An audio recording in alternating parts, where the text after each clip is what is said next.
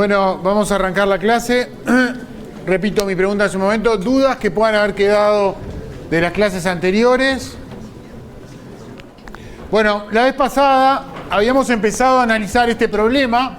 Es el problema de una barra de largo L cargada con una densidad lineal de carga uniforme. Y la pregunta era cómo era la fuerza eléctrica que experimentaba una carga Q0 a una distancia D del centro de la barra sobre el eje, sobre el plano bisector. Y habíamos hecho la cuenta, había que hacer una integral que era un poco complicada. Conceptualmente no era muy complicado el problema, pero la integral daba un poco de trabajo. Y llegamos a este resultado, no sé si lo escribí exactamente de esta manera, pero la expresión que usé era equivalente a esta. Llegamos a esta expresión al final de la clase pasada. ¿Bien? Esto también, fíjense que lambda por L, ¿qué es? La densidad lineal de carga por el largo total. ¿Qué es? La carga total. Así que esto también lo podemos escribir como Q0 por Q, que es la carga total de la barra, ¿sí? Dividido 4pi epsilon 0 por D por raíz cuadrada de D al cuadrado sobre L al cuadrado sobre 4. ¿Bien? ¿Se entiende esto? ¿Se entendió el cálculo? ¿Sí? ¿Les resultó complicada la integral o más o menos se entendió? Bueno, lo planteo así. Levanten la mano los que lograron después en su casa rehacer el cálculo en detalle. 2. Levanten la mano los que no que lo intentaron y no lo lograron. 3. Es decir, el grueso no ha vuelto a mirar su cuaderno desde el miércoles pasado. Entonces les propongo para el miércoles, para la próxima clase, traten de rehacer el cálculo. Si tienen dudas, me las presentan y las vemos acá. Pero no tiene sentido que yo rehaga el cálculo si ustedes no han hecho el esfuerzo de ver si salió. ¿Está? Los que ya tengan preguntas podemos irlas viendo al final de la clase. Bueno, entonces, una cosa que me quiero interesar ahora es ver algunos casos límite. Casos límite. De este problema, ¿no? Entonces me voy a interesar en dos situaciones, básicamente. Una en el cual la carga está muy alejada de la barra. ¿Sí?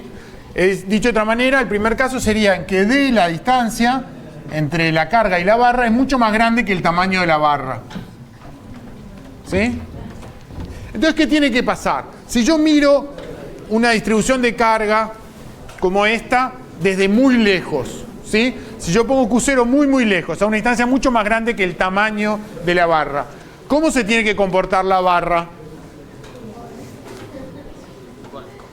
Como si fuera una carga puntual. Cuando uno tiene un objeto cargado y lo mira desde muy lejos, no logra ver el tamaño del objeto. En este dibujo confunde, pero imagínense que la carga Q0 está de este lado del pizarrón.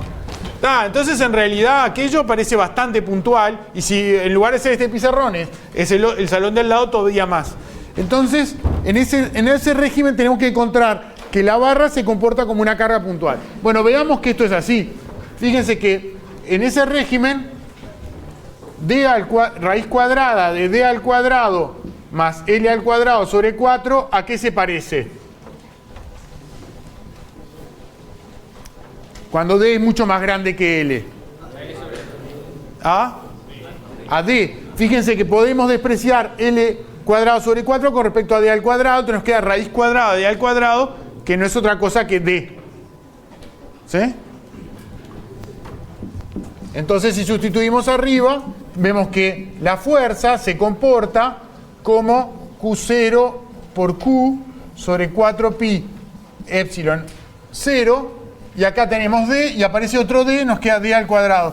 Que esto es la misma fórmula que la ley de Coulomb. Fíjense, es el producto de las cargas dividido 4pi epsilon 0 por la distancia entre los objetos al cuadrado. Entonces, en ese límite, la barra se comporta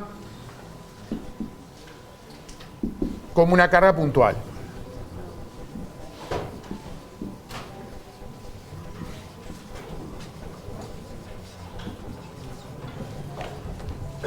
Bueno, podemos hacer el límite opuesto. Podemos suponer ahora que estamos cerquita de la barra. ¿Sí? Que Q0 está muy cerquita. Esto es lo que podemos llamar el límite de una barra infinita. ¿Está? Una barra muy, muy grande. ¿Sí? Nos ponemos muy cerquita y es como que la barra fuera infinita. ¿Sí? Con densidad uniforme. Entonces, podemos hacer el límite opuesto. El límite D mucho más chico que L. Entonces, ahí, ¿qué pasa? En ese régimen, raíz cuadrada de D al cuadrado más L al cuadrado sobre 4, ¿cómo qué se comporta? Como L sobre 2. Ahí podemos despreciar L al cuadrado y la raíz cuadrada de L al cuadrado sobre 4 se comporta como L sobre 2. Entonces, si sustituimos, en ese caso nos conviene usar más esta expresión. Fíjense, entonces f sub x sustituyendo se comporta como Q0 por lambda sobre L dividido 4pi epsilon 0 por D por L sobre 2. Entonces, fíjense, en el límite de una barra muy, muy larga, es mejor expresar las cosas en términos de la densidad de carga y no en términos de la carga misma. Se nos va L, ya no depende de L, hay un límite en ese sentido, y nos queda Q0 sobre lambda dividido 2pi epsilon 0 por D. ¿Está? Y fíjense que acá se da una cosa un poco extraña, que es que esta fuerza no decrece como la distancia al cuadrado. ¿Sí? Normalmente la fuerza electrostática decrece al menos como la fuerza al cuadrado. Pero la razón por la cual acá no decrece como la distancia al cuadrado es que estamos hablando de una distribución infinita de cargas. En el límite en que hacemos L muy grande con respecto a D, estamos pensando en una distribución de carga que va hasta el infinito. Y cuando tienen cargas así que van hasta el infinito, puede pasar que la fuerza no decaiga tan rápido, ¿verdad? Ambos límites son incompatibles, digamos. El límite en que vemos las cosas de lejos y el límite en que vemos la distribución infinitamente larga son límites que no se pueden dar al mismo tiempo. ¿Tá? Así que por eso es consistente el resultado. ¿Se entiende? ¿Esa puede ser que se acerque a un movimiento armónico? ¿Cómo? ¿Esa puede ser que se acerque a un movimiento armónico? ¿O debería ser? No, porque fíjate que en el movimiento armónico la fuerza es proporcional a la distancia, acá es inversamente proporcional a la distancia. ¿Alguna otra pregunta?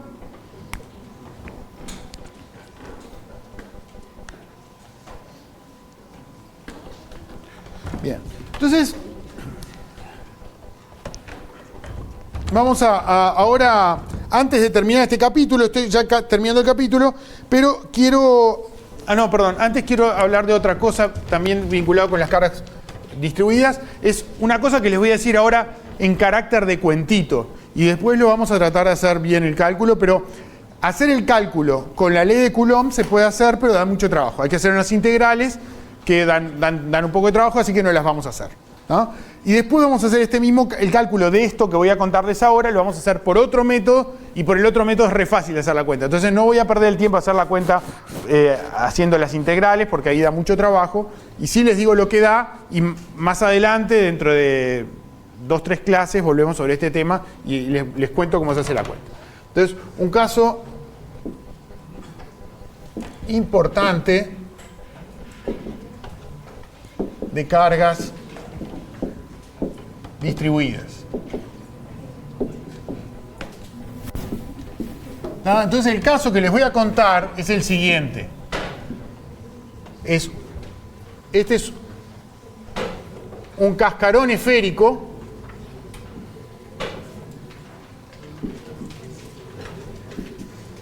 Es decir, la carga está sobre la superficie con densidad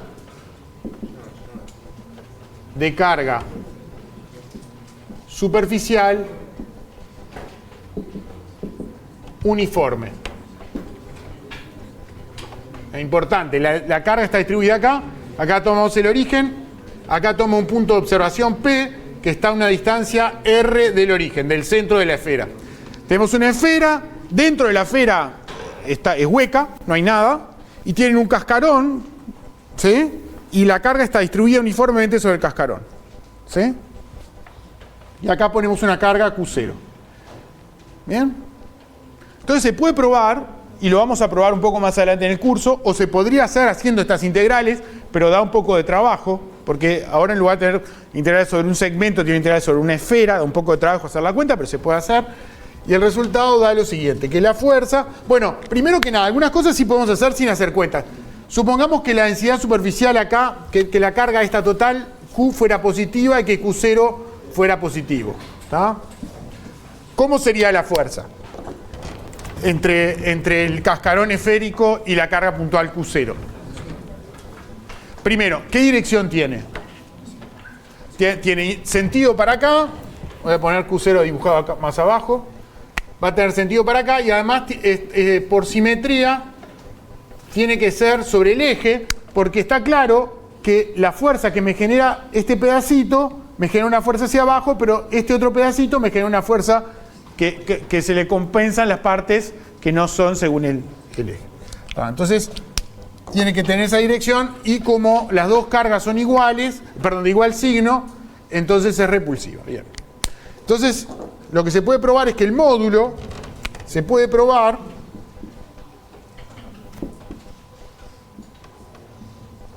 lo haremos más adelante.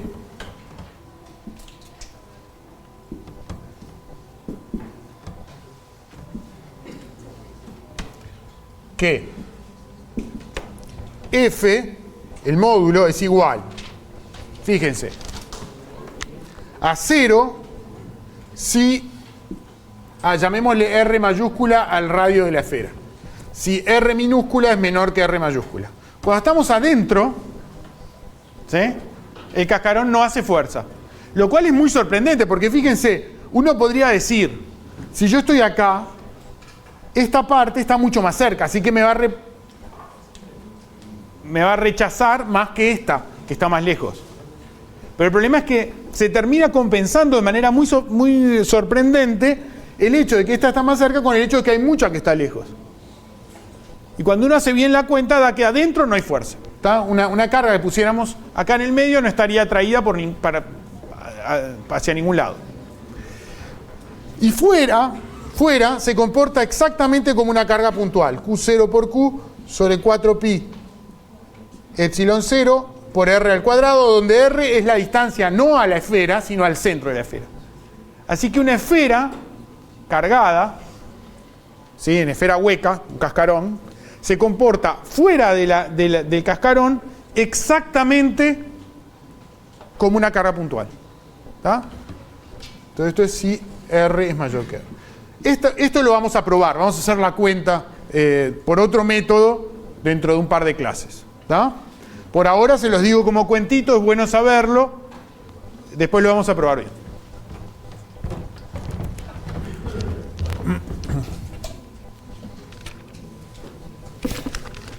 Y antes de terminar el capítulo, ahora sí, voy a hablarles,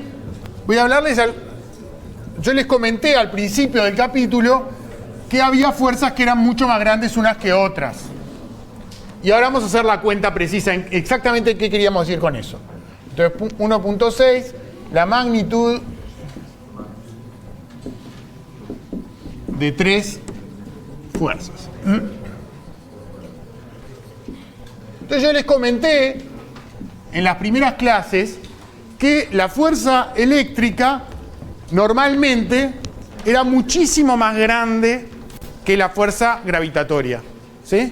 La pregunta es, ¿cómo podemos transformar esa aseveración imprecisa en algo preciso? Está claro que hay situaciones, los objetos neutros, la fuerza de la gravedad puede ser mucho más grande que la fuerza eléctrica. Por ejemplo, la interacción que nosotros tenemos con la Tierra es una interacción gravitatoria y el efecto que nosotros tenemos de interacción eléctrica con la Tierra es insignificante normalmente. En cambio, la atracción del peso es importante. Entonces está claro que hay casos en que no es así. Pero el punto es, tomemos dos objetos cargados que sean fundamentales de la naturaleza y comparemos su interacción eléctrica con su interacción gravitatoria. ¿Sí? Entonces voy a tomar un ejemplo que es el átomo de hidrógeno. Entonces primero, comparación gravedad, fuerza eléctrica.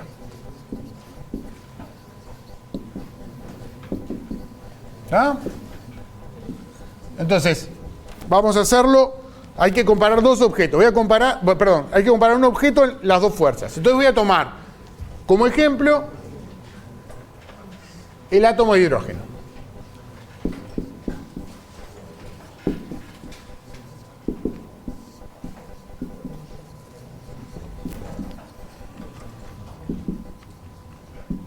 ¿Por qué tomo como ejemplo el átomo de hidrógeno? Porque es el átomo más simple de todos, donde hay solo un protón. Vamos a ponerlo acá, es un protón con un electrón. Y tienen ambos la carga fundamental, ¿verdad? La carga mínima que existe libre en la naturaleza. El electrón está orbitando, no es una palabra adecuada. Hay una nube de electrones ahí. Ahí no podemos hablar muy bien en términos clásicos, pero no importa. Tiene una distancia típica, un radio típico, promedio, que se los puedo dar, que es del orden de 5,3 por 10 a la menos 11 metros. No es que un electrón esté siempre a esa distancia, no, en realidad a veces está más cerca, a veces está más lejos. Simplemente, esa es la distancia promedio en cual el electrón está del protón. Y podemos dar algunos datos, podemos decir que la masa del protón vale, le voy a dar la masa del protón que todavía no se las he dado, vale 9,11 por 10 no, perdón, estoy diciendo mal.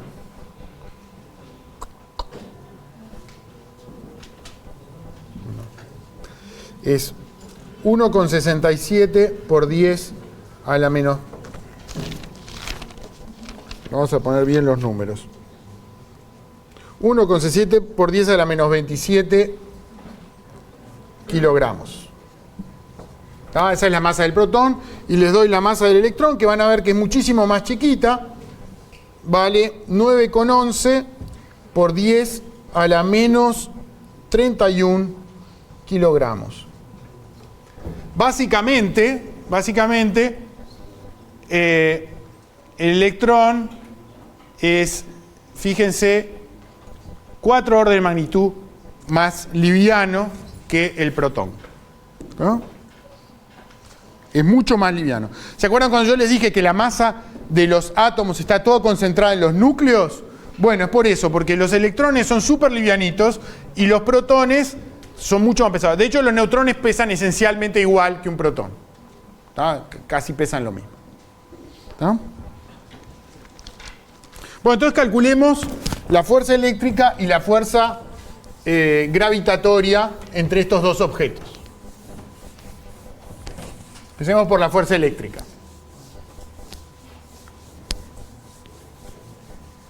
Entonces, fuerza eléctrica.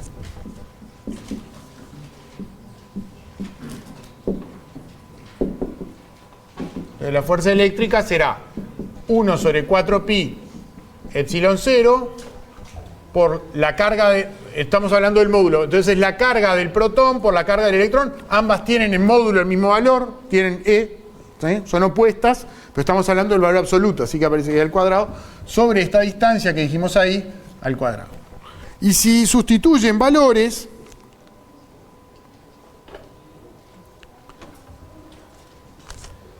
si sustituyen valores les da, sustituyen el valor de la carga eléctrica que ya les di, y la distancia y el valor de epsilon 0, esto les da 8,2 por 10 a la menos 8 newton.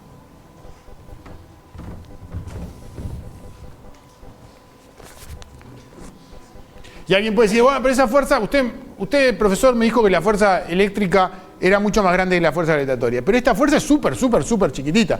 Pero eso es normal, porque es la fuerza entre dos objetos que tienen cargas muy chiquititas.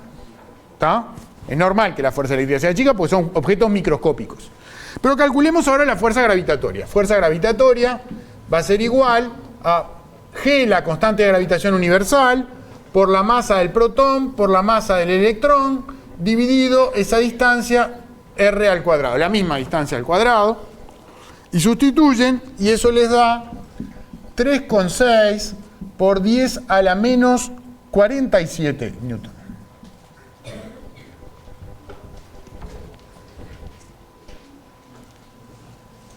¿Bien?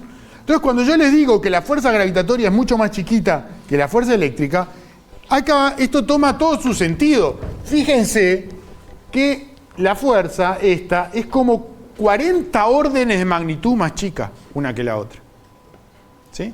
Así que normalmente uno nunca debería ver la interacción gravitatoria porque diría, es realmente imposible, es totalmente indetectable. De hecho, para los fenómenos atómicos, la fuerza gravitatoria no juega ningún papel porque es 40 órdenes. ¿Ustedes se dan cuenta? Yo, para que esto pudiera tener alguna importancia, tendría que haber calculado este número con 40 cifras significativas y esto empezaría a jugar un papel en esa. ¿Se dan cuenta que no? Que esta es totalmente despreciable. La razón por la cual, insisto, ya les comenté varias veces, terminamos muchas veces viendo la fuerza gravitatoria, es que esto es una fuerza entre objetos cargados. Pero en la naturaleza muchos objetos están neutros. Y cuando los objetos son neutros, las fuerzas eléctricas son mucho más chiquitas. ¿Sí? Yo les comenté, es cierto que un peine puede atraer unos papelitos por polarización, pero ese efecto es muy chiquitito. ¿Está? Muy, muy chiquitito. Y ahí la gravedad puede empezar a jugar. De hecho, ustedes saben, ¿no? Que si los papeles son medios grandes, ya el peine no los logra levantar. Quiere decir que para los papelitos, la gravedad y la fuerza electrostática está casi pareja, ¿verdad? Si el papelito es un poquito chiquito, puede ganar la fuerza electrostática, si es medio grande, ya gana la fuerza gravitatoria. Así que estamos ahí borderline. ¿Bien? Bueno, esto para tener una idea de por qué digo que la fuerza eléctrica es mucho más grande que la fuerza gravitatoria. Y lo otro que les voy a comparar es la fuerza eléctrica. Fuerza eléctrica. No, por ahora fuerzas magnéticas no vamos a hablar. ¿Sí? ¿Alguna pregunta? Fuerza eléctrica en el núcleo atómico. ¿Está? Entonces ahora planteémonos lo siguiente, planteémonos un núcleo de hierro. Tomemos un núcleo de hierro, ¿sí? Que tiene un radio, con radio, que es del orden de 4 por 10 a la menos 15 metros. Nuevamente, insisto sobre esto, el núcleo, aún de un núcleo grande como el de hierro, el núcleo es muchísimo más chiquitito que el tamaño de los átomos. Fíjense, tienen que comparar 10 a la menos 15 con algo que es como 10 a la menos 10, porque 5 por 10 a la menos 11 es un medio por 10 a la menos 10. ¿Bien? Así que hay 5 órdenes de magnitud. Repito la comparación que hice en una clase anterior. Si un átomo ocupa el estado centenario, el núcleo ocupa una naranja. Un poquito más, un pomelo. ¿Está? ¿Bien? Es re chiquito. Fíjense que es muy sorprendente porque toda la masa está ahí. Es como que ustedes tuvieran todo el estado centenario, lo pudieran mover así como un globo y en cambio agarran el núcleo y ese pesa todo. ¿Bien? Toda la masa está ahí. ¿Sí? Piensen que toda la masa del estado centenario estuviera en el tamaño de un pomelo. ¿Está? Toda la masa está ahí.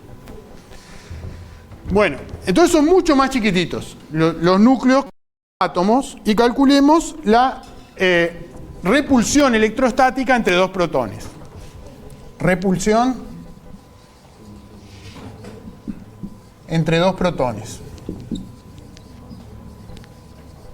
Fíjense, a ver, esta fuerza que voy a calcular ahora es una fuerza eléctrica. ¿Va a ser más grande o más chica que esta?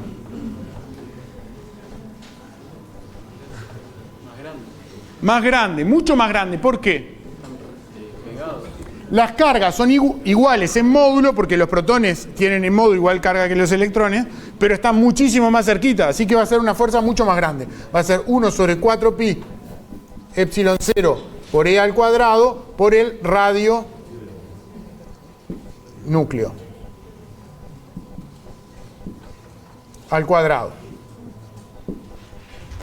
Y si hacen números con esto, les da una fuerza enorme, les da 14 newton. 14 newton es una fuerza como las que vemos en los objetos, en los experimentos de laboratorio, pero es algo que sucede a escalas de 10 a la menos 15 metros. Hay dos objetos súper chiquititos que tienen una fuerza como la que podemos nosotros ejercerle sobre una masa de 1 kilo. ¿Se dan cuenta? Es una fuerza muy grande. Y yo les comentaba la vez pasada, si solo hubiera fuerza eléctrica, ¿qué le pasaría al núcleo entonces? Se rompería, todos los protones saldrían disparados uno para el otro, pero no pasa. Entonces tiene que haber otra fuerza de mismo orden que esta, que es la fuerza nuclear fuerte. Se dan cuenta que la fuerza nuclear fuerte es muchísimo más grande que las otras, ¿sí? Es decir, el núcleo tiene ese tamaño, más o menos, porque es el tamaño en el cual más o menos son del mismo orden, ¿sí? Lo que digo no es totalmente cierto, porque el tamaño del núcleo está determinado por dos cosas, más o menos. Una es el tamaño de un protón, ¿tá? Y de un neutrón. Los protones y los neutrones quedan como empaquetados dentro del núcleo. Así que lo que determina realmente el tamaño del núcleo es el tamaño típico del núcleo. Pero resulta que para la fuerza nuclear fuerte el tamaño típico de los protones es comparable un poco más chico, pero comparable al tamaño de los núcleos. Así que lo que determina es eso. Y justo sucede que para núcleos muy grandes también pasa una cosa que es diferente en la fuerza nuclear fuerte que en las otras dos, que es que esta fuerza, que es muy grande, decrece muy rápido con la distancia, ¿sí? Entonces, en un núcleo, cuando tienen algunos protones medio alejados, solo experimentan esencialmente fuerza electrostática y ya casi nada de fuerza fuerte porque crece muy rápido, aún a la distancia del núcleo atómico. Entonces, por eso es que los núcleos más grandes son inestables, ¿verdad? Tienen desintegraciones radiactivas, porque ahí la fuerza eléctrica puede terminar dominando y se disparan pedazos de núcleo, ¿bien? Debido a la repulsión eléctrica.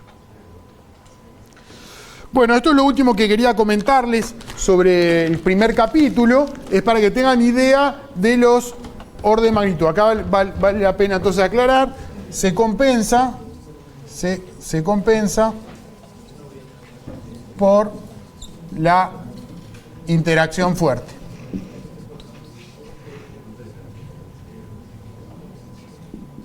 El cálculo de la interacción fuerte es similar al de la... No, es totalmente distinto. Es un cálculo mucho más complicado.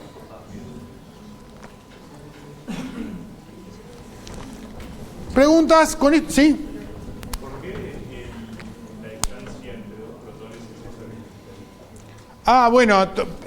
es esa? Puse... Es aproximado para tener un orden de magnitud, pero este es el radio del protón, del núcleo. Entonces, dos protones en el núcleo estarán típicamente a esa distancia, puede ser la mitad o el doble. Es decir, si resulta que son dos protones que están pegaditos uno al lado del otro, la fuerza va a ser mayor que esta. Y si están, acá calculé los que están de un lado y del otro, pero es verdad que para estimar el tamaño típico de la fuerza, pero está claro que algunos va a ser más grande, otros va a ser más chico. ¿Otras preguntas?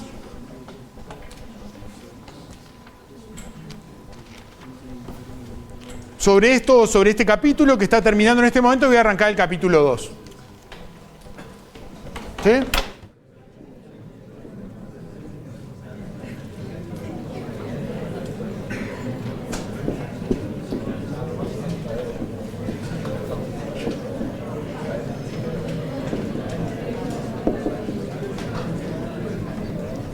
Campo eléctrico.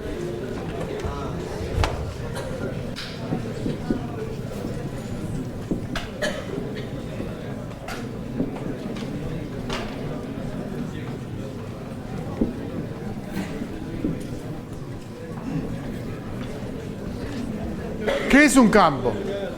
A ver, saben que yo me dedico a la teoría como investigador me dedico a la teoría de campos, ¿sí? Y una vez me pasó que estaba con un libro de teoría de campos en un ómnibus y alguien me dijo, yo también me dedico a lo mismo, yo soy agrónomo. No estamos hablando en ese mismo sentido de la palabra campo. Así que si yo pregunto qué es un campo, no me conteste por ese lado porque no es esa la idea. ¿Qué es un campo? Información en el espacio. A ver, acá dicen información en el espacio. Por ahí hay una... ¿Qué? Deformación. Deformación del espacio. Bueno, hay una primera respuesta, ¿sí? ¿Qué más? Un intermediario entre dos cuerpos, dicen por allá. ¿Se dan cuenta que las dos cosas no quieren decir lo mismo? ¿Otras opiniones? Una función de RN en RN, también, ¿sí? ¿Quién da más? Se dan cuenta que las tres respuestas hablan de cosas completamente diferentes. Una habla de la deformación del espacio. Otra de un mecanismo para hacer fuerzas entre, o interacciones entre cuerpos. Y otra es una definición más vinculada con lo matemático, que es una función que está de un espacio, que ni siquiera es el espacio que tiene que ser real, porque el espacio usual es R3, digamos, y acá están diciendo RN en RN. ¿Está? Podría ser, o RM, podríamos haber dicho RN en RK, ¿verdad? Entonces, todas estas respuestas están bastante correctas. La que no es correcta es pensar que el campo es una deformación del espacio. ¿Está? Mejor dicho, hay algunos campos que corresponden a eso, pero otros que no. Los campos que vamos a ver en este curso no son deformación del espacio, sino cosas que viven en el espacio. ¿Está? Tenemos una propiedad, ¿sí?, física que está distribuida, que está en distintos puntos del espacio y tiene valores distintos para distintos puntos. En ese sentido se parece a la definición matemática. Es una función del espacio en un conjunto de variables. Por ejemplo, podrían ser variables reales. Podríamos tener en cada punto del espacio un cierto número que se llama un escalar. ¿Qué ejemplo conocen ustedes de campo, es decir, una función del espacio en un número que sea escalar? Temperatura, ¿verdad? Entonces vamos a decir, ahora vemos bien la definición. Entonces, ejemplos.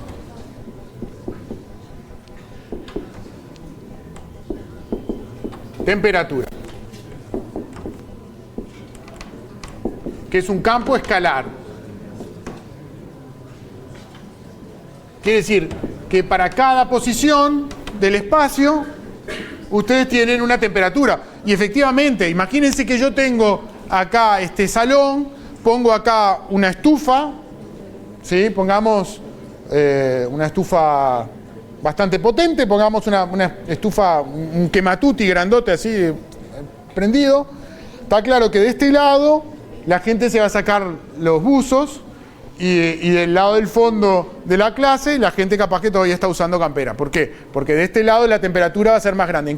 Si vamos paseándonos con un termómetro por el salón, en cada punto del salón habrá una temperatura distinta. Por eso decimos que es un campo.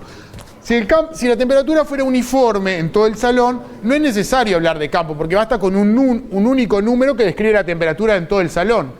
En cambio, si la temperatura es distinta de un lado a otro, es necesario describirlo en términos de campo, porque cada punto tiene su propia temperatura. ¿Se entiende? Otros ejemplos de campos que sean escalares o de otro tipo. ¿Sí? Otro campo escalar, la presión. ¿Tá? Lo mismo, podemos usar algún dispositivo para pedir presión e ir midiendo la presión. A ver, en la comparación que acabo de decir no va a servir para la presión, porque a las escalas en que nosotros nos movemos, en realidad la presión es simplemente la presión atmosférica y es casi la misma en todo el salón. Pero hay situaciones físicas en las cuales la presión varía mucho de un punto a otro y entonces hay que hablar de campo de presión. Entonces, presión. Una cosa por vez. También es un campo escalar, podemos decir la presión como función de la posición. Y por ahí decían velocidad. ¿Velocidad de qué? Aire. Velocidad del aire. Si pensemos en un fluido puede tener un campo de velocidades. Por ejemplo, el aire o el agua. ¿Tá? Fluido. Entonces, campo de velocidades en un fluido. ¿Sí? Entonces, este ya no es un campo escalar, ¿verdad? Porque en cada punto del fluido, piensen, por ejemplo, vamos a hacer un dibujito, piensen en el agua circulando bajo un puente. Acá tienen una columna del puente, viene vienen acá en cada lugar, pueden decir la velocidad del fluido, y está claro que la velocidad se va a comportar de esta manera. El fluido va a esquivar el objeto. Estoy viendo lo de arriba, ¿verdad? Entonces, en cada punto del espacio tendremos una velocidad. ¿Y la velocidad qué es? ¿Una cantidad de qué tipo? Vectorial. Así que este no es un campo escalar, sino un campo vectorial.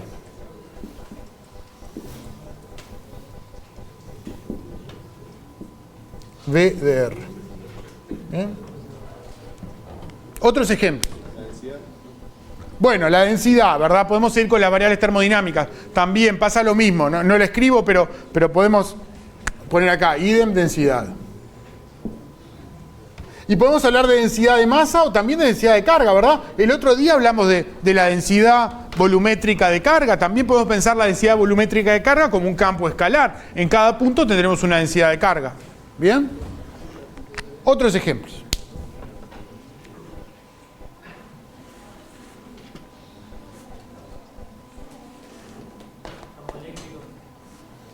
Claro, está escrito en el pizarrón. Sí, a ese le vamos a dedicar toda la clase. Otro. Un campo de fuerza. Bueno, el campo eléctrico está asociado con un campo de fuerza que es la fuerza eléctrica, ¿verdad? Pero en realidad podemos hablar de campo de fuerzas en general, porque hay muchos objetos, muchas situaciones en las cuales hay un objeto que genera una fuerza a muchos objetos que están en la vuelta. Por ejemplo, pueden pensar en la fuerza gravitatoria. Tienen el Sol, ¿sí? A cada objeto que se ubiquen a una cierta distancia del Sol, ustedes saben que si lo colocan ahí va a experimentar una cierta fuerza gravitatoria, ¿no, verdad? Entonces podemos decir que el Sol genera un campo de fuerzas gravitatorio, ¿sí? Parece una cosa media de ciencia ficción, pero no tiene nada de ciencia ficción. Eso lo podría haber escuchado en una película, pero no. ¿Está? 4. Una pregunta, si yo escribo acá abajo, ¿en el fondo llegan a ver? Sí, se llega a ver. Campo de fuerzas. También es un campo vectorial.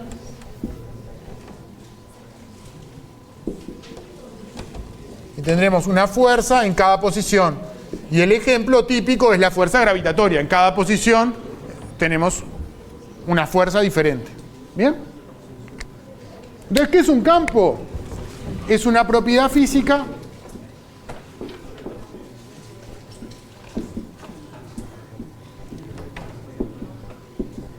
que depende de la posición.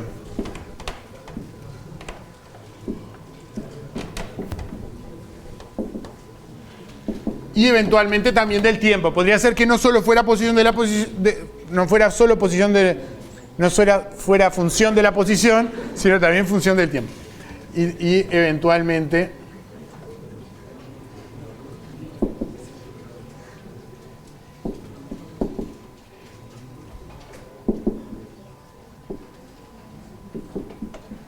entonces, esto tiene como casos particulares algunas cosas que dijeron acá. Alguien dijo, podemos hablar del campo como una deformación del espacio. Acá no estamos viendo el campo como una deformación del espacio. Pero en la teoría moderna de la gravedad, ¿sí? No en la teoría de Newton, en la teoría de Einstein, se ve al campo gravitatorio como una deformación del espacio. ¿Tá? No vamos a hacer eso en este curso, ni en ningún curso probablemente que ustedes vayan a ver nunca. Pero efectivamente eso es una manera. Y lo otro es que alguno dijo, podemos ver el campo como una manera de mediar interacciones entre dos cuerpos. Eso no vale para cualquier campo, pero sí vale para el campo de fuerzas. El campo de fuerzas va a jugar ese papel de mediar las interacciones entre dos cuerpos. Eso lo vamos a ver ahora en un momento. Pero vemos que hay otros campos en física que también son interesantes. Por ejemplo, la temperatura no está realmente, en algún sentido sí, pero no es realmente el mediador entre la interacción entre dos cuerpos, es algo más de otra naturaleza. Pero todas estas sí forman parte, como un caso particular, de la definición matemática de campo, que es una función de un cierto espacio, por ejemplo, Rn decían por ahí. En este caso estamos hablando de R3 o de R4. R3 si estamos hablando del espacio, o R4 si es una función del espacio y del tiempo, ¿sí? En en algo, por ejemplo, en R si es una variable escalar o en R3 si es un vector. ¿Bien? Y podrían ser, hay funciones, propiedades físicas que son otra cosa. Por ejemplo, existen lo que se llaman campos tensoriales. Por ejemplo, ustedes pueden agarrar un objeto de material, ¿sí? Yo qué sé, un material con alguna propiedad elástica. Pongamos un pedazo de hierro. Y ustedes supongan que son muy fuertes. ¿Tá? Son muy fuertes. Y entonces hacen así. ¿Tá? Lo tuercen. Entonces, dentro del material se va a generar lo que se llama un campo de tensiones. ¿Sí?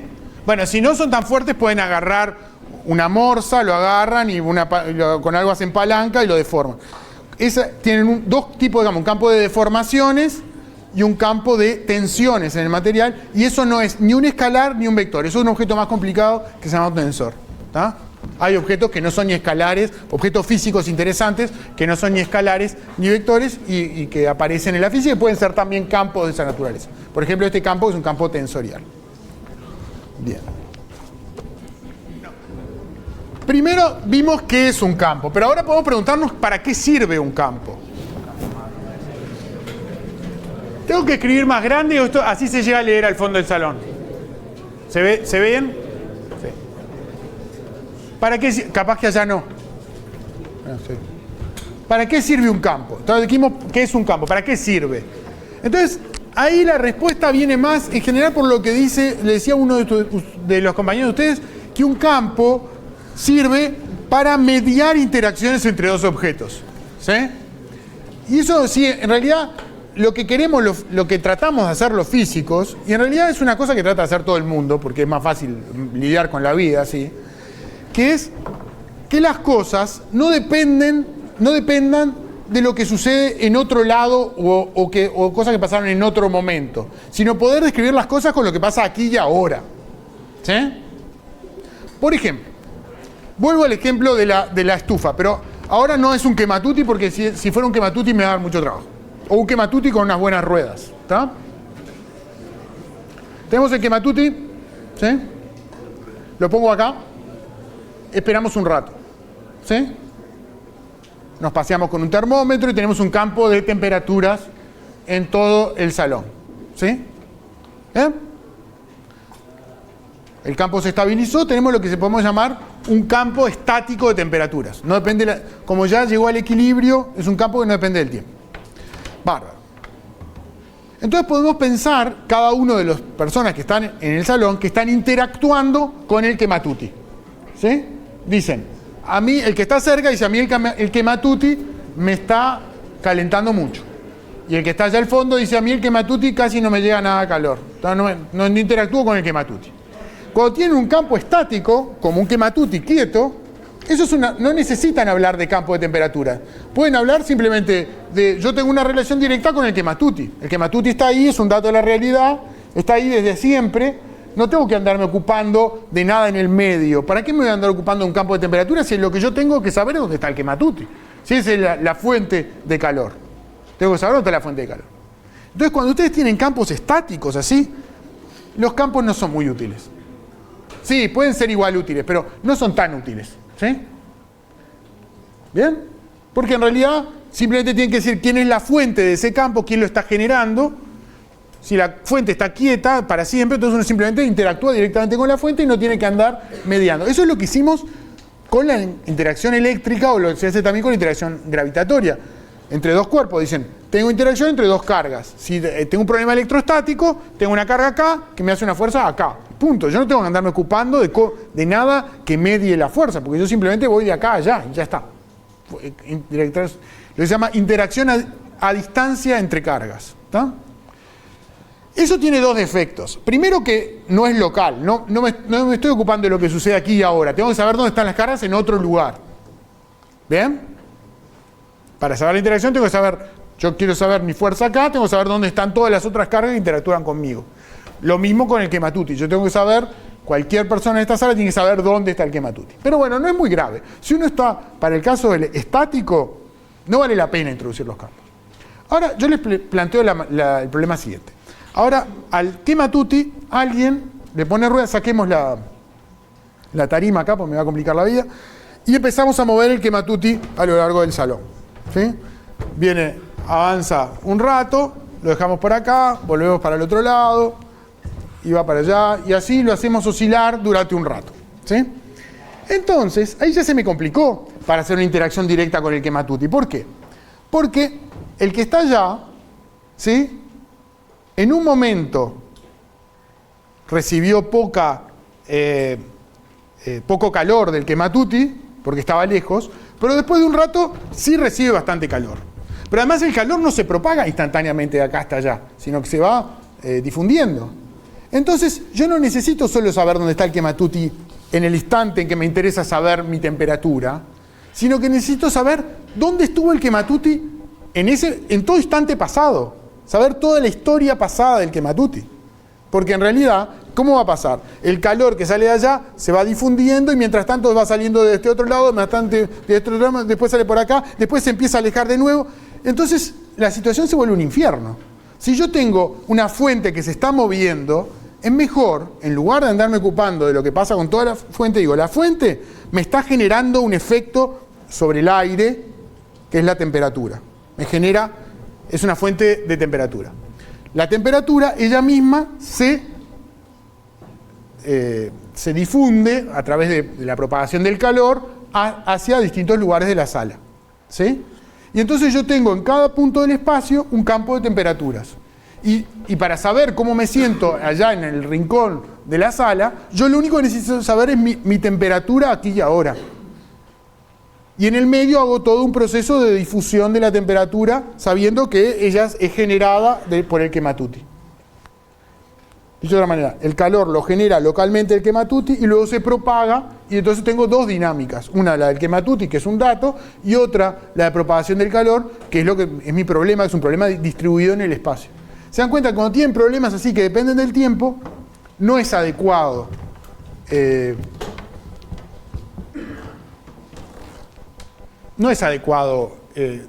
pensar en términos de causa directa con el efecto, sino que es mejor pensar en... Otro ejemplo es este. Acá este es un problema que puede ser estático, que puede ser estacionario, ¿verdad? El fluido está circulando y el campo de velocidades, a ver, ahí no está estático porque el fluido sí se mueve, pero el campo de velocidades puede estar quieto, puede no estar cambiando, ¿sí?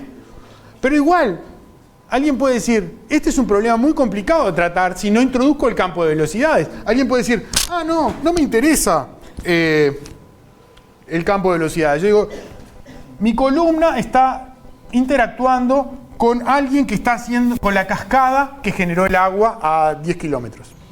Entonces tengo una interacción directa, columna-cascada. ¿Sí? Está claro que eso no es una buena idea, ¿no? Lo mejor es que la columna veamos cómo interactúa con la velocidad que tiene alrededor, y esa velocidad se fue propagando y cada lugar vemos, es mucho más fácil tratar la dinámica de la velocidad, cómo se fue propagando y cómo después interactúa con la columna, que andar haciendo una interacción directa entre la columna y la cascada que generó el río. Eso no es una buena idea. ¿Se entiende? Entonces, por esos dos motivos introducimos campos. Porque es más cómodo hacer el análisis aquí y ahora, se dice local, es la expresión que usamos los físicos, localmente ver qué es lo que está pasando, y si queremos ver lo que pasa localmente, alguien se tiene que ocupar de trasladar la información o trasladar la dinámica de lo que nos interesa. ¿Se entiende el propósito? ¿Sí? Levante la mano a los que entienden por dónde viene la mano. Con esto alcanzó. Entonces, el propósito, ¿para qué sirve un campo? Para poder describir la física de un problema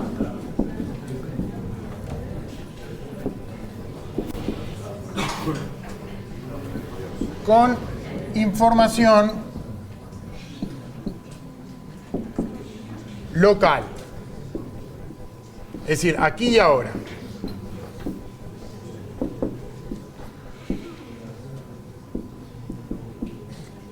Entonces, ejemplo, si tenemos dos cargas y Q2, podemos hacer una descripción carga directa, ¿verdad? Esto es lo que llamaremos interacción a distancia.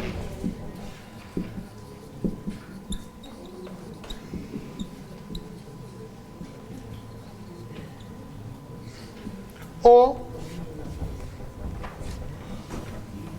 alternativamente,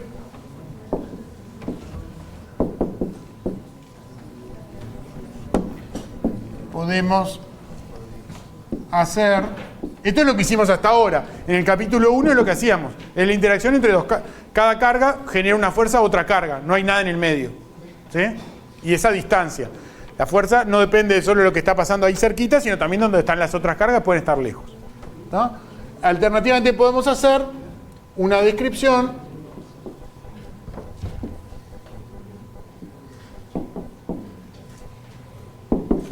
carga genera un campo que a su vez interactúa con otra carga,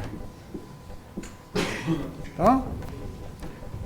Y de esa manera podemos hacer el efecto local. La carga genera un campo acá, el campo se propaga, llega hasta la otra carga y ahí le genera una fuerza, ¿sí? Esto no es muy útil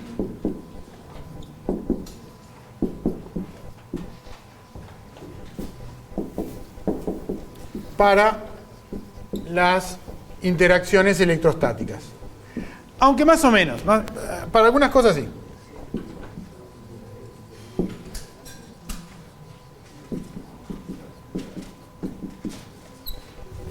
No es muy útil porque en realidad podemos hacer la interacción entre cargas. Pero les voy a dar un ejemplo en un ratito, que no es un ejemplo de las cosas que vemos en este curso, pero sí es una cosa en la cual, si uno no introduce los campos, es un dolor de cabeza, ¿no? Entonces, no es muy útil, pero vamos a introducir el campo en la situación electrostática. ¿Por qué? Por razones pedagógicas. Porque conviene primero entender la situación de campo en la situación más simple de todas, una situación que ya entendimos sin necesidad de campo, que es la interacción coulombiana. Ahí podemos introducir el campo eléctrico y luego, más adelante en el curso, aparecerán campos en situaciones más útiles, donde el campo realmente es muy difícil hacer una descripción que no incluya campo. Por ejemplo, cuando las cosas dependen del tiempo, ¿tá? Sin embargo,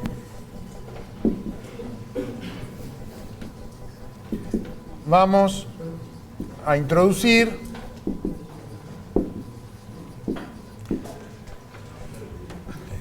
el campo eléctrico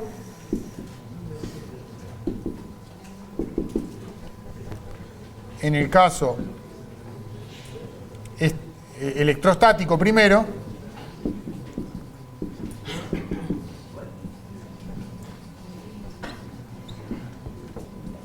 para comenzar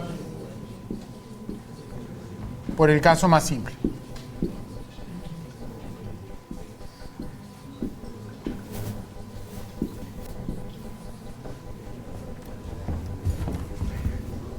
Supongo que tiene acá una distribución de carga.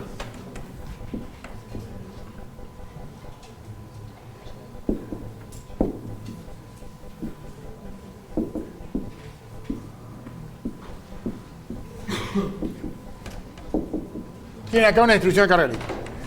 Y ahora agarro una pequeña carga, ¿sí? Q0, y la ubico acá, Q0. ¿Sí? ¿Y qué le pasa a una carga Q0 que la coloco cerca de una distribución de carga? Sí, experimenta una fuerza, ¿verdad?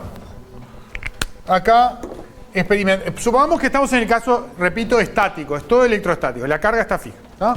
Ponemos la carga Q0 y experimenta una cierta fuerza, digamos, así. Fuerza eléctrica. ¿No? De acuerdo, entonces ahora uno observa un agente externo, es decir, nosotros agarramos esta carguita y la movemos. En lugar de ubicarla acá, la ubicamos en este otro punto que está acá. ¿Qué va a pasar? ¿Qué le va a pasar ahí? Va a generar otra fuerza, que podrá ser más grande, más chica, en todo caso con otra dirección también, otra fuerza. Si lo ubicamos Q0 acá, todavía tendremos otra fuerza y así sucesivamente. ¿Está? Moviendo Q0 en los distintos puntos del espacio, podemos ir midiendo la fuerza en los distintos puntos y tendremos para cada posición una fuerza. ¿Está? Entonces, tenemos un campo de fuerzas electrostáticas. Es decir, a cada posición R le asignamos una fuerza electrostática que es una función de R. ¿Sí? ¿Sí? ¿Todo el mundo está de acuerdo? Ahora, ¿qué pasa si repito el experimento, pero en lugar de usar la carga Q0, uso otra carga? Pongamos una carga que fuera 2 veces Q0, el doble. ¿Sí? Hago nuevamente las medidas, pero en lugar de medir las fuerzas paseando una carga Q0, voy a pasear una carga que valga 2 veces Q0. ¿Qué va a pasar cuando haga las medidas? Las fuerzas que mida van a tener misma dirección y mismo sentido, pero van a tener módulo doble, porque ¿cómo es la fuerza electrostática? Es proporcional a Q0 por cosas que dependen del resto de las cargas, ¿verdad? Entonces, si repetimos el experimento con otra carga, Q0' le ponemos, entonces el campo de fuerzas va a cambiar. Será diferente. ¿Cómo será el campo de fuerzas? El campo nuevo, con la carga Q0', le pongo prima porque es el campo medido con Q0' en lugar de Q0, valdrá ¿cuánto? Valdrá Q0' dividido Q0 por el campo anterior en cada punto.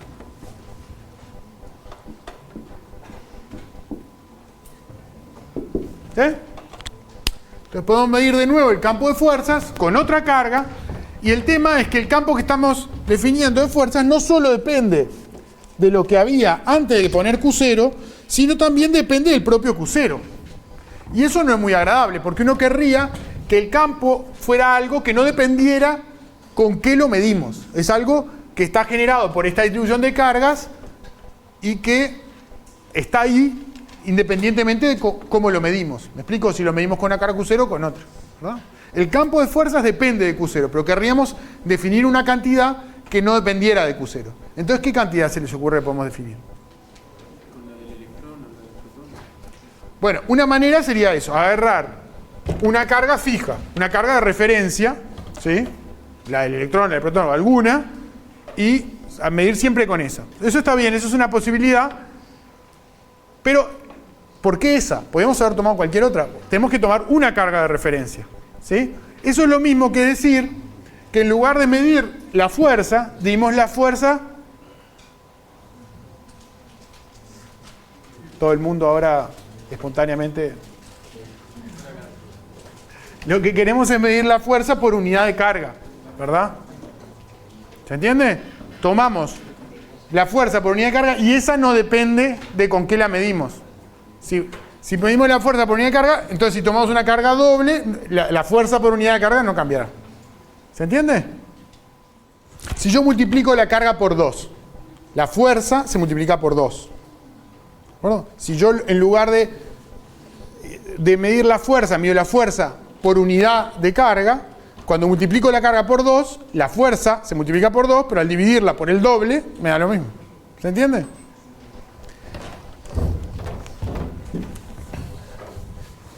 Entonces,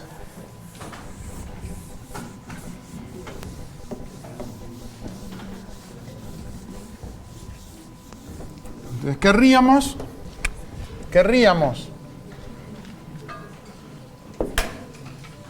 definir un campo que no dependa de la carga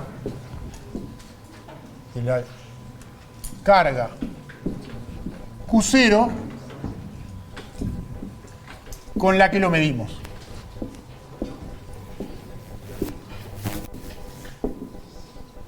Entonces, se define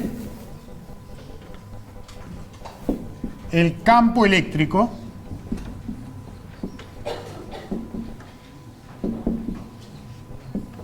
como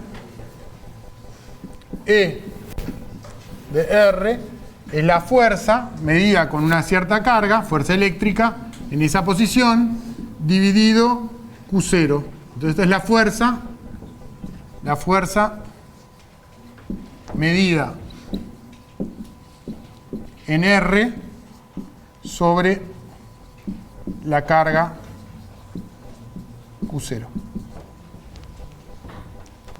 Y que es independiente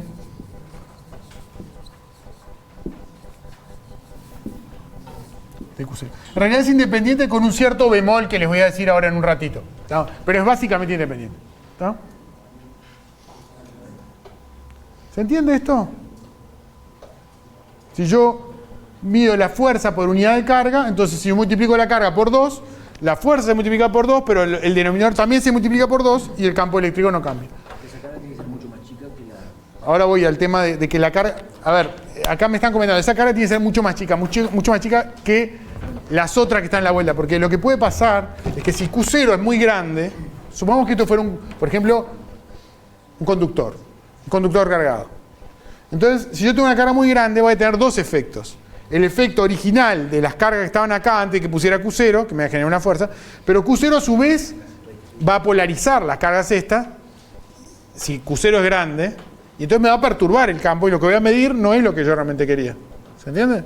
Entonces, para definir el campo eléctrico en realidad se toman cargas chiquitas para no afectar. Pero sobre eso voy a venir en un momento, ¿no? Es decir, pueden haber efectos que no son proporcionales, que son un poco más complicados. En eso voy en un momento. Sacando eso, ¿se entiende la idea? ¿Sí? ¿Preguntas? Bueno, y esto nos permite entonces definir el campo eléctrico.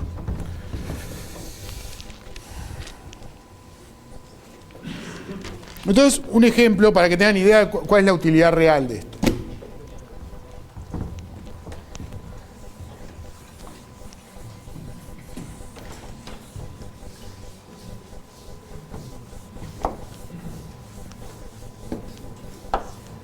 Entonces, supongan que tienen acá una carga eléctrica,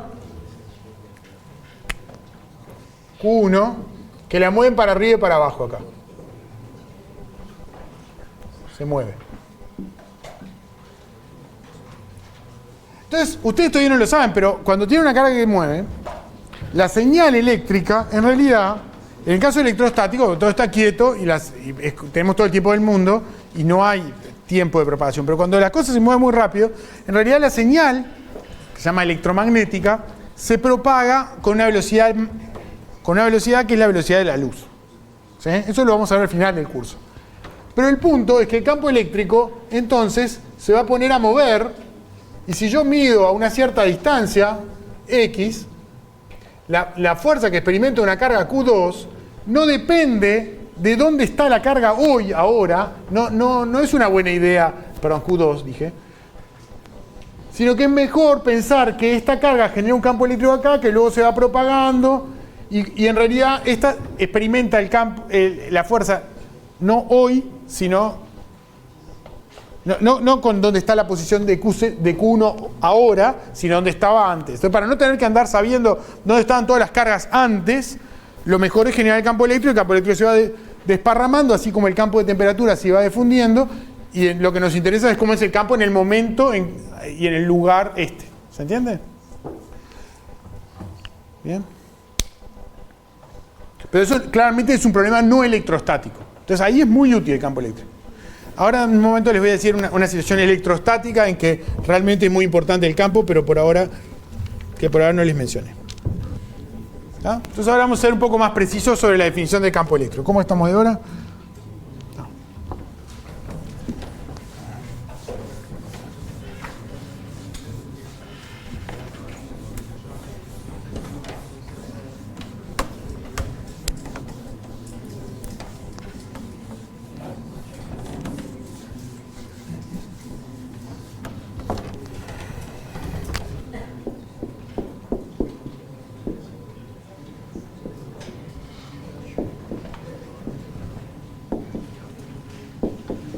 Entonces, definiremos el campo eléctrico en un punto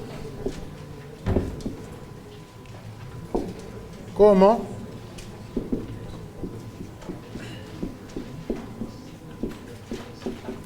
uno sobre Q0 por la fuerza eléctrica en R que experimenta Q0. ¿Está? Como dijimos recién. En realidad,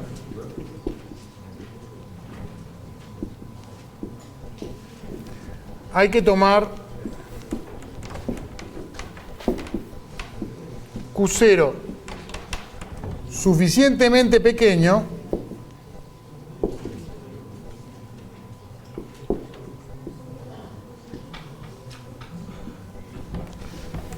como para que no afecte a las otras cargas presentes. ¿Ah? ¿Qué quiero decir? Entonces, en realidad, muchas veces en el libro, en los libros van a ver que en realidad lo que toman es el límite para Q0 tendiendo a 0. ¿Ah? ¿Sí?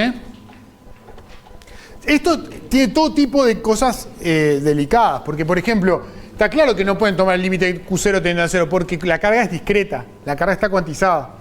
Así que eso ya de por sí es un problema. Pero omitiendo ese problema, fíjense, imagínense que yo tengo acá un conductor descargado.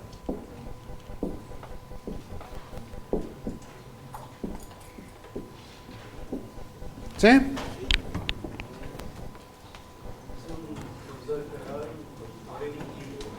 Sí, todo es electrostático. Por ahora, hasta nuevo aviso, este curso es electrostático. ¿Ah?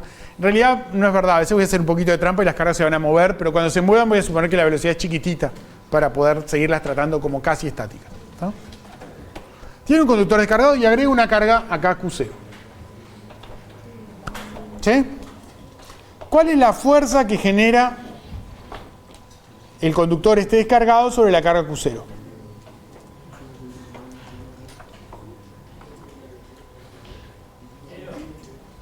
Bueno, uno querría que fuera 0.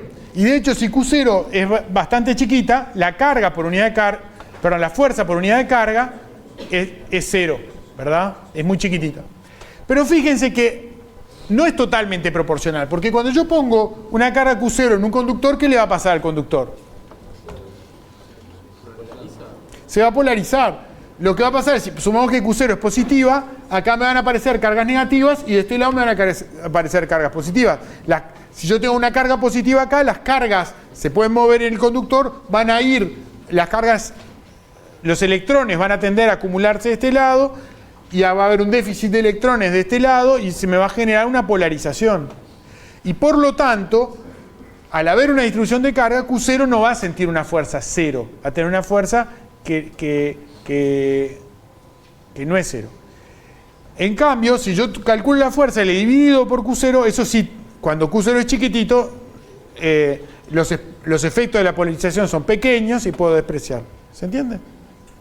De hecho, ese efecto no es proporcional a Q0, sino que la fuerza esa va a ser proporcional a Q0 al cuadrado aproximadamente. Entonces, cuando fuerza sobre Q0 y te hago tender Q0 a 0, tiende a 0. ¿Se entiende? Pero hay que tener un poco de cuidado. Entonces, si Q0 no es pequeña,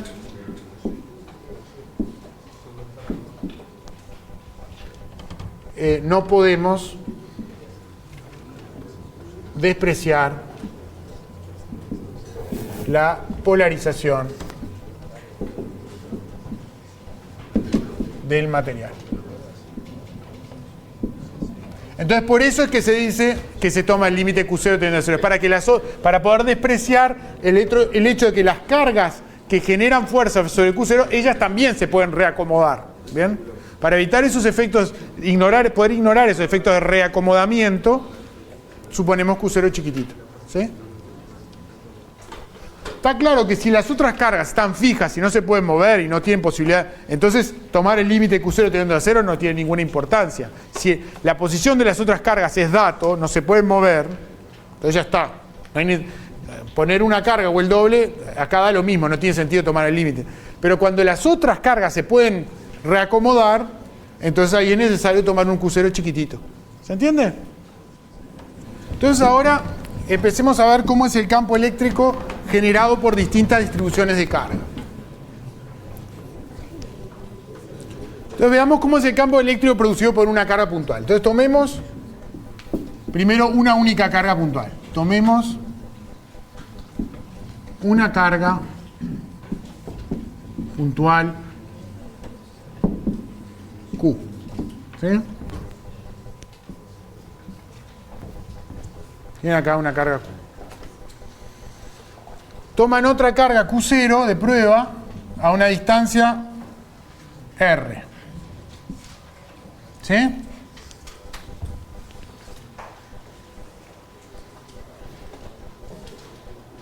Entonces, el módulo de la fuerza eléctrica, ¿cuánto va a valer? La ley de Coulomb. Q0 por Q dividido 4pi epsilon 0 por R al cuadrado. ¿De acuerdo? Y va a tener por dirección una dirección que está en el eje de las cargas. ¿Sí?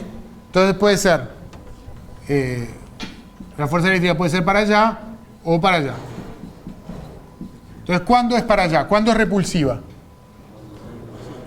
Entonces, es así si Q0 por Q es positivo y de este lado si Q0 por Q es negativo. ¿De acuerdo? Entonces, veamos los distintos casos. Entonces, casos. ¿Sí? Primer caso, vamos a suponer que Q es positivo y Q0 es positivo.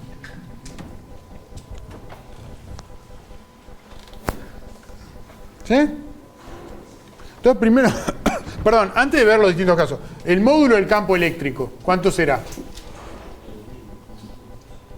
Perdón, acá hay que tomar valores absolutos, no para el módulo, hay que tomar valores absolutos. El módulo del campo eléctrico, ¿cuánto será? Hay que dividir por el valor absoluto de Q0, así que nos queda valor absoluto de Q sobre 4pi epsilon 0 por R al cuadrado. Así que el módulo del campo eléctrico ya está fijo antes que veamos el tema de los signos. ¿Sí? Campo eléctrico vale eso. Entonces, supongamos que la carga de la cual está generando el campo eléctrico Q, este es el campo eléctrico en el punto en que está Q0. Es el campo producido por Q. Entonces, si las dos son positivas, dijimos que la fuerza es repulsiva. Entonces, el campo eléctrico, ¿cómo será? En sentido. ¿Cómo será con respecto a Q? ¿Hacia Q o alejándose de Q? Alejándose, porque fíjense que la definición del campo eléctrico es E, la fuerza dividido sobre Q0. Q0 estamos en el caso en que Q0 es positivo. ¿Sí? Entonces, en este caso, E tiene mismo sentido que F, y F es saliente. Entonces F es saliente, digamos, E igual a F sobre Q0 es saliente, ¿sí?, de Q. Sale de Q. ¿Sí?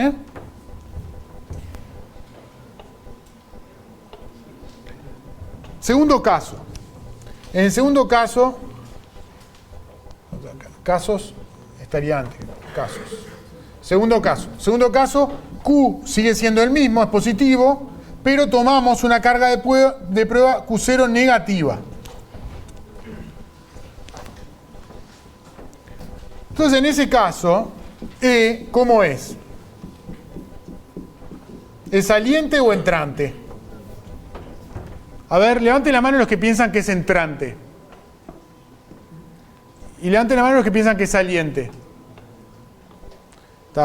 Estoy teniendo una receptividad en las encuestas que es... Si fuera Botinelli me muero de hambre. A ver, F, en este caso, ¿cómo es? ¿Saliente o entrante? F es entrante, porque Q es positivo, Q0 negativo, se atraen. Pero Q0 es negativo, quiere decir que E, ¿cómo es? Sí. Entonces, este es entrante, este es negativo, entonces E es saliente.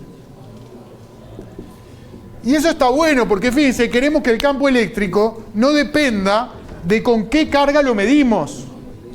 Entonces, si hubiera sido entrante, hubiera querido decir que si lo medíamos con una carga positiva nos daba para un lado y si lo medíamos con una carga negativa nos daba para el otro. Y acá vemos que lo midamos con una... Si Q está fijo, midamos el campo eléctrico con una carga positiva o con una carga negativa, siempre nos da igual en módulo, en dirección y también en sentido. ¿Bien? Porque los dos signos se compensan. ¿Bien? Así que Q0, en la definición de E, no solo se compensa en módulo, sino también en sentido. ¿Bien? En dirección, todo. Bueno, sigamos. Hay dos casos más, ¿no?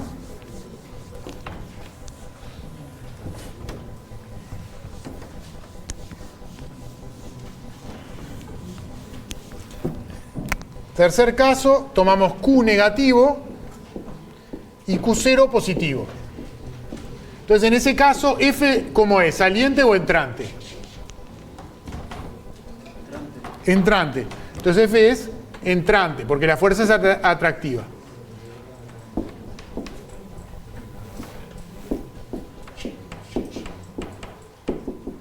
¿Ah? Y E, que es F sobre E, ¿cómo será? Entrante. F sobre Q, ¿cómo será? ¿Entrante o saliente? Entrante, porque Q0 es positiva. También entrante. Pues Q0 positivo. Y por último, el último caso es Q0 negativo, pero la medimos con una carga negativa. ¿Sí? Entonces F, ¿cómo es? Es saliente. Pero E es nuevamente entrante. Así que repetimos, confirmamos en este segundo caso que el sentido del campo eléctrico no depende del signo de la carga con que lo midamos. ¿Tá? Y tenemos entonces una regla general. Los campos eléctricos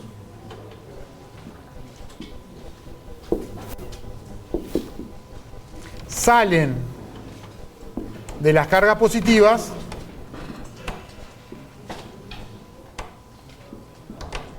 y entran en las cargas negativas.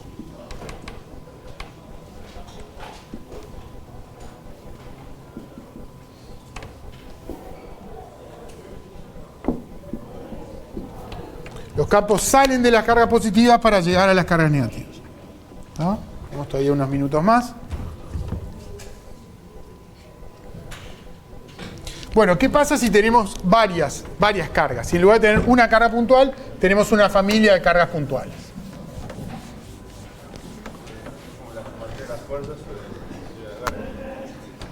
Si hay... varias cargas puntuales. Entonces la fuerza sobre Q0 será igual, ¿sí?, a la suma de las fuerzas que generan cada una de las cargas, ¿verdad? Tenemos acá, dibujamos varias cargas, Q1, Q2, Q3, y acá ponemos Q0, cada una, esta será F1, la fuerza que hace, antes lo habíamos anotado como FI0, creo, o F0I, no me acuerdo, ¿no? Entonces pongamos FI0, la fuerza que la carga Q1 hace sobre 0. Cada una de ellas será igual a Q0 por el campo I0, que es el campo eléctrico generado por la carga I. Y entonces podemos sacar Q0 para afuera.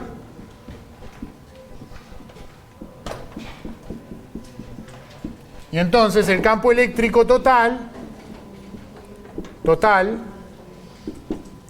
será igual a la suma de los campos, digamos, dividimos por Q0, así que es la suma de los campos eléctricos producidos por cada una de las cargas. Si tenemos varias cargas puntuales, los campos eléctricos se suman vectorialmente. ¿Bien? Como las fuerzas, ¿no? Se simplifica en el numerador y en el denominador el campo eléctrico. Entonces veamos un ejemplo, a ver cómo estamos de tiempo. Sí, me da todavía para hacer. Ejemplo, lo que se llama un dipolo eléctrico.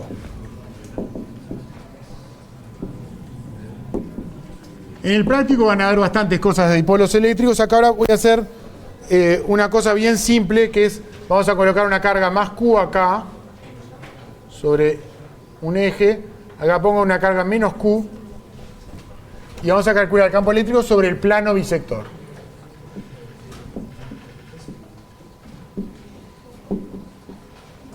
¿No? Entonces, llamémosle a este eje X y a este eje Y. A esta distancia acá le llamamos D. Y colocamos una carga Q0 acá a una distancia X. ¿Bien? Del origen.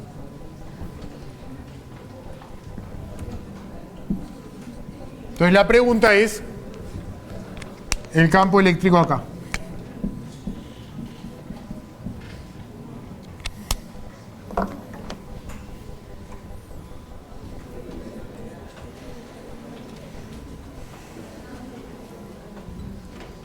¿Cómo será?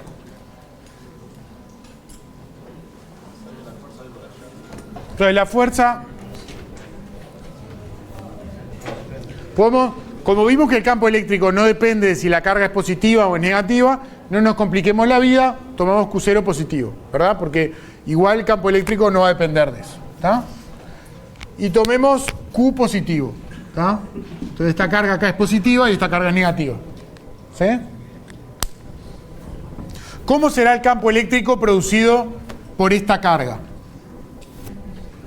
Va a estar sobre esta línea y va a ser tipo así. ¿De acuerdo? Esto le podemos llamar E1. Y el campo eléctrico producido por esta es sobre esta línea, pero para allá. E2. ¿Y cómo son en módulo uno y el otro? Son iguales, porque fíjense, E1, llámenle a esta distancia R, E1 en módulo no es otra cosa que Q sobre 4pi epsilon 0 por R al cuadrado, y esto es igual a E2 porque la distancia es la misma. La distancia entre cada una de estas cargas y esta, pues estamos en el plano bisector, ¿verdad? Si no estuviera en el plano bisector es un poco más complicado y eso van a tener que hacer cosas así en el práctico. ¿Ah? Pero en este caso es bien simple. Los dos módulos son iguales. Quiere decir que si tomo la suma vectorial de los dos, ¿qué dirección tendrá? Será según el eje OZ, ¿verdad? Paralelo a OZ y para abajo. Así que el campo resultante ya no tengo ni dónde dibujarlo, voy a poner acá Q0 positiva y el campo resultante será para abajo de acuerdo con la regla del paralelogramo. ¿Bien? Entonces, si me da el tiempo, calculo incluso el módulo. Pero no, ya estamos en hora. Entonces, la clase que viene, arrancamos, retomamos esto. Ya vimos cómo es la dirección y el sentido del campo eléctrico, lo vamos a calcular la vez que viene. ¿Está? Pueden ir adelantándose, haciendo el ejercicio, es muy fácil de hacer.